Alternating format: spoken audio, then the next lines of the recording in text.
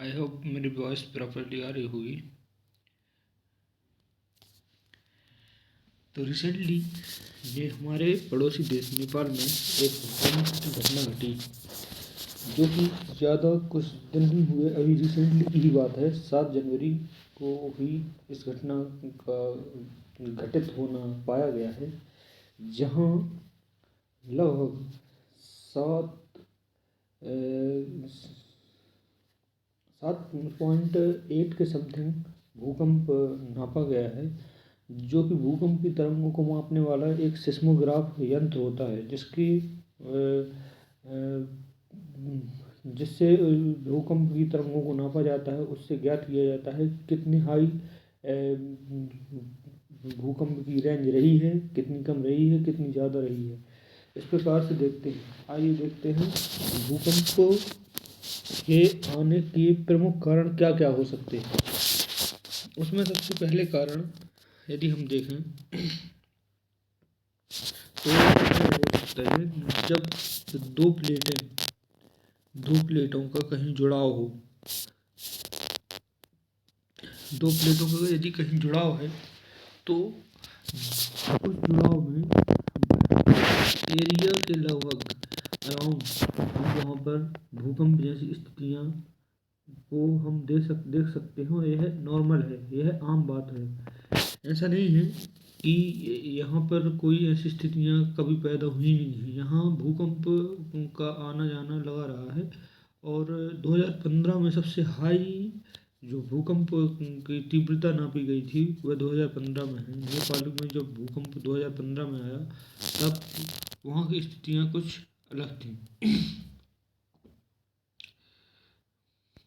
तो इस प्रकार से हम देखेंगे कि किस प्रकार यहाँ पर भूकंप सिर्फ नेपाल में ही क्यों आते हैं। उस हिसाब से देखें यदि, तो उसका इंट्रोडक्शन हम पहले जान लें कि इधर जो इम्पैक्ट पड़ा है, रिस्पॉन्स जहाँ देखा गया है नेपाल में, वो उधर पर ह्यूमैनिटी एफर्ट, यानी वहाँ पर सबसे ज़्यादा जो डिजास्टर हुआ है ह्यूमैनिटी का हुआ है, जिसमें 196 लोगों की मरने की खबर है, 100 से ज़्यादा घायल हैं। और यहाँ पर भूकंप आने के चांस बहुत ज़्यादा रहते हैं। यहाँ भूस्खलन जैसी समस्याएं को भी देखना आम बात है।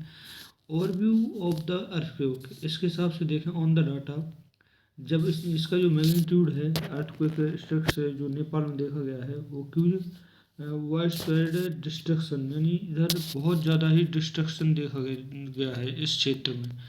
और साथ ही जो इसका एपिसेंटर है, एपिसेंटर जो लोकेटेड है वह इसके पास में ही एक डिस्ट्रिक्ट पड़ता है, जहाँ पर न्यूमरस डिस्ट्रिक्ट देखा गया है, जहाँ पर जिंजियांग क्षेत्र में वो इसका एपिसेंटर पाया गया है, जहाँ से इसकी ओरिजिन हुआ है इसका।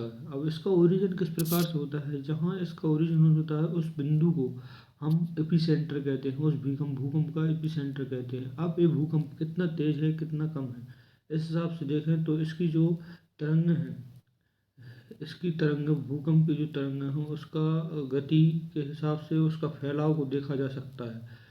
और साथ में यदि हम देखें तो इसमें हम देख सकते हैं कि जो भूकंप की तरंगें हैं उनको दो प्रकार की होती हैं, एक तो बॉडी वेव और सरफेस वेव।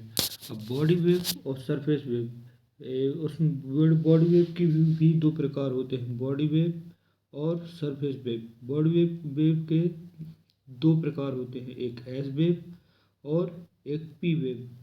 अब हम यदि देखें तो पी वेव यह ऐसी वेव है, ऐसी तरंग है जो ठोस, द्रव और गैस तीनों माध्यम में गति कर सकती है। और जो कि एस वेव है, जो यह सिर्फ मात्र सॉलिड पार्ट यानी ठोस में ही गति कर सकती है, ठोस में ही ट्रेवल कर सकती है। और साथ में यदि हम देखें सरफेस वेव, तो सरफेस वेव एल वेव है। अब यह मोस्ट डिजास्टर वेव होती है, जो सरफेस वेव होती है वह मोस्ट डिजास्टर वेव होती है। तो साथ ही हम यहाँ पर देखें कि जो इसका इफ़ेक्ट जो किस प्रकार से पड़ता है एक क्षेत्र में और किस प्रकार से वहाँ भूकंप की स्थितियाँ पैदा होती हैं। तो यदि हम देखें तो जब दो प्लेटें, अब हम यदि हम देखें, हमने सुना भी है और जाना भी है कि हमारा जो भारत है, इंडो भारत, वह यूरेशियन प्लेट से जाकर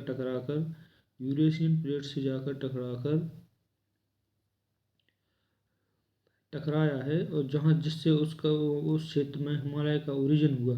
अब ऐसे क्षेत्र में भूकंप का आना आम है, क्योंकि यहाँ दो प्लेटों का टकराव है जिसके कारण डिजास्टर से हिमालय का ओरिजिन हुआ। यहाँ पर जो सिग्निफिकेंट देखा गया है, loss of life and properly this slide will detail the earthquake character. तो इमीडिएट इफेक्ट, यानी वहाँ के जो इफेक्ट देखे गए हैं उसके बारे में हम आज यहाँ पर देखेंगे कि ह्यूमन इम्पैक्ट, ह्यूमन पर क्या इफेक्ट पड़ा।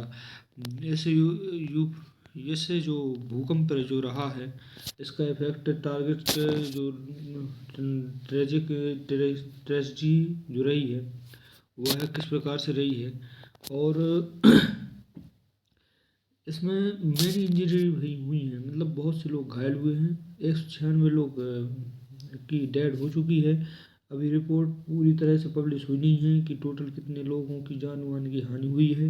यहाँ मेंटल हेल्थ और सपोर्ट कम्युनिटी की देखी गई है, और साथ में हम यहाँ पर इंफ्रास्ट्रक्चर डैमेज को देख सकते हैं कि इधर इंफ्रास्ट्रक्चर डैमेज क्या क्या हुआ।